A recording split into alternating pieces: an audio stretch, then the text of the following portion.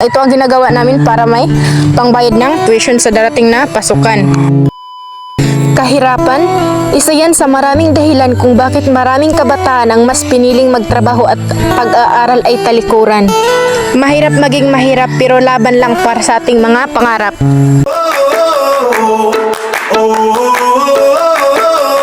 Tell me what it takes to get you feeling alive. Tell me how to show you it's a beautiful. So what's up mga kabukid? Welcome sa ating panibagong vlog.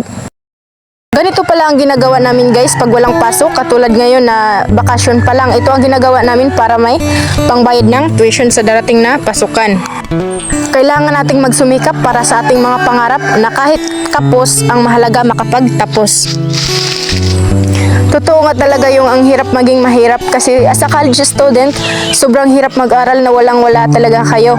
Minsan, mapapaisip ka na lang na tumigil pero sa katulad kung gustong makapagtapos, kahit ganitong trabaho gulang, makapag-aral lang. Sabi nila, hindi rason ng kahirapan para hindi makapagtapos. Yes, agree naman ako dyan kasi kung gusto talaga nating makapagtapos, gagawa tayo ng paraan. Magtrabaho or mag-working student, depende na yan sa ating diskarte.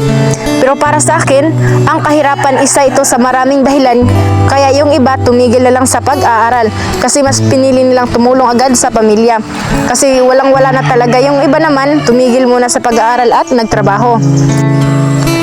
Me, as a college student, naranasan ko rin maging working student at magtinda sa school para lang may pang-allowance and nakakatulong naman ito. Kaya swerte mo kung may nagpapaaral sa iyo na handa kang suportahan hanggang sa makapagtapos. Kaya wag mong sayangin ang pagkakataon na makapagtapos ka sa pag-aaral. Kasi yung iba gustong-gusto makapagtapos pero kapos. As a college student, of course, maligya may popcorn. Yes. So ito pala yung time na nagtinda kami ng popcorn para may pang-allowance at pangbayad na rin sa school. Kasi ang daming bayarin guys.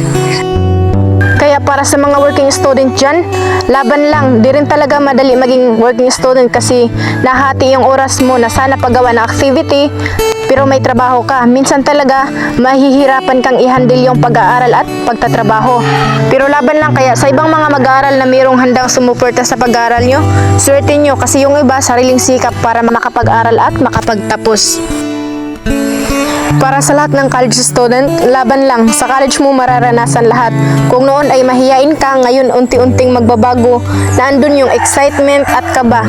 Iniisip mo kung paano makasurvive sa lahat ng subject o course na kinuha mo.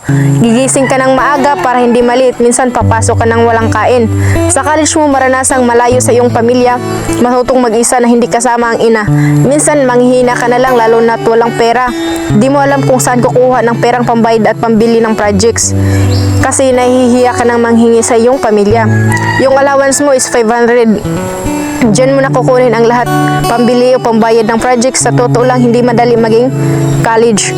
Kaya sa lahat ng college student, laban lang. Makakasurvive din tayo. Huwag lang sumuko. Gawin natin itong inspiration para makasurvive ito. Mahirap pero kakayanin. Sabayan natin ng dasal. Kahirapan, isa yan sa maraming dahilan kung bakit maraming kabataan ang mas piniling magtrabaho at pag-aaral ay talikuran. Mahirap maging mahirap pero laban lang para sa ating mga pangarap.